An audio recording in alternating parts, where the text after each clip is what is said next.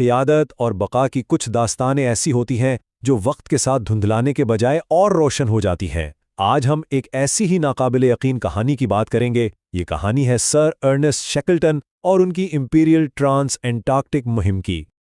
और कहानी का मरकजी सवाल ये है कि आखिर 28 लोग अपना जहाज तबाह हो जाने के बाद ज़मीन की सबसे मुश्किल, सबसे बेरहम जगह पर पूरे 2 साल तक जिंदा कैसे रहे। तो चलें वक्त में पीछे चलते हैं। साल था 1914।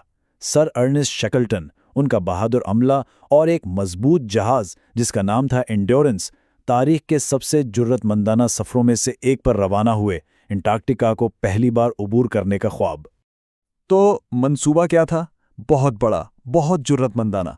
तारीख में पहली बार पूरे अंटार्कटिक बुर-ए-आज़म को पैदल अबूर करना। सोचें ज़रा कितनी बड़ी कामयाबी होती।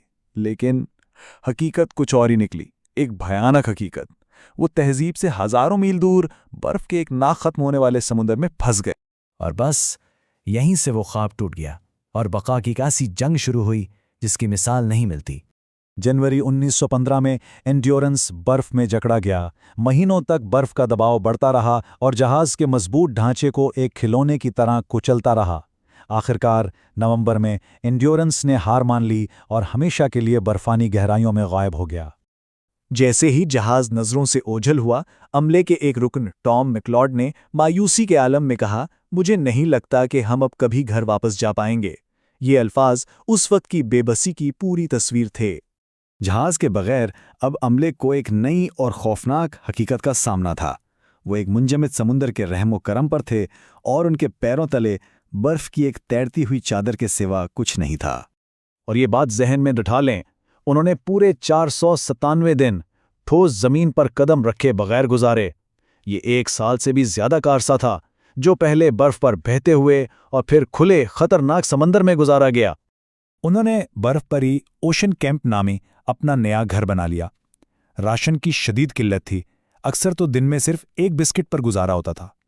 जिंदा रहने के लिए उन्हें सील और पेंगुइन का शिकार करना पड़ता था। इस मायूसी में भी शैकल्टन ने हौसले बुलंद रखने के लिए सबको रोजाना कोई ना कोई काम सौंपा, यहां तक कि जब महीनों तक 24 घंटे की एंटार्कटिक तारीकी छाई रही। आखिरकार वो किसी तरह वीरान एलिफेंट आइलैंड पहुंचे, लेकिन वहां बचाव की कोई उम्मीद नहीं थी। और इस मायूसकुन सूरत हाल ने शैकल्टन को अपने सबसे खतरनाक, सबसे बड़े जुए पर मजबूर कर दिया। उनके और मदद के दरमियान हायल था ड्रेक पैसेज, सैयारे ज़मीन का सबसे खतरनाक और बेरहम समंदर। यहाँ तूफानी लहरें 12 मीटर से भी ऊंची उठती हैं, जो छोटी कश्तियों को आसानी से निगल सकती हैं।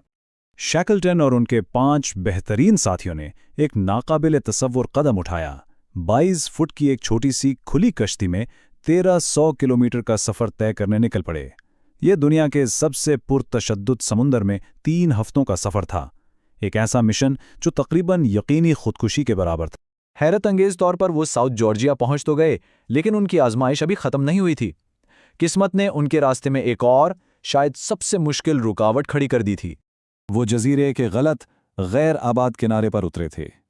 उनकी वाहिद उम्मीद व्हेलिंग स्टेशन दूसरी तरफ था, और उन दोनों के बीच 10,000 फुट बुलंद बर्फानी चोटियों और गहरी खाइयों का एक ऐसा पहाड़ी सिलसिला था जिसे पहले कभी किसी इंसान ने उबूर नहीं किया था। शैकल्टन और उनके 2 साथियों ने 36 घंटे तक बगैर रुके, बगैर सोए ट्रैकिंग की।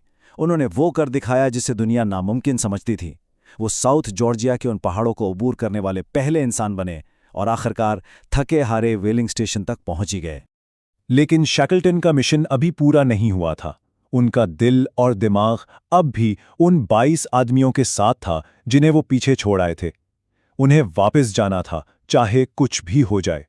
इस दौरान एलिफेंट आइलैंड पर बाकी मानदा अमला 4 महीनों तक सर्दी, भूख और गैर यकीनी की सूरत हाल में इंतजार करता रहा। हर गुजरता दिन उनकी बचने की उम्मीद को कमजोर करता जा रहा था। लेकिन उनके second in command Frank wild ने हिम्मत नहीं हारी। वो हर सुबह उठकर एक ही बात कहते, लड़कों अपना सामान बांध लो, बॉस आ जा रहे हैं। ये सिर्फ अल्फाज नहीं थे, ये एक यकीन था, एक वादा था जिसने उनके हौसले को टूटने नहीं दिया। दूसरी तरफ शैकल्टन ने भी हार नहीं मानी। एक के बाद एक 3 बार कोशिश की, लेकिन हर बार समुद्री बर्फ ने उनका रास्ता रोक दिया। लेकिन उनका अज़्म अटल था।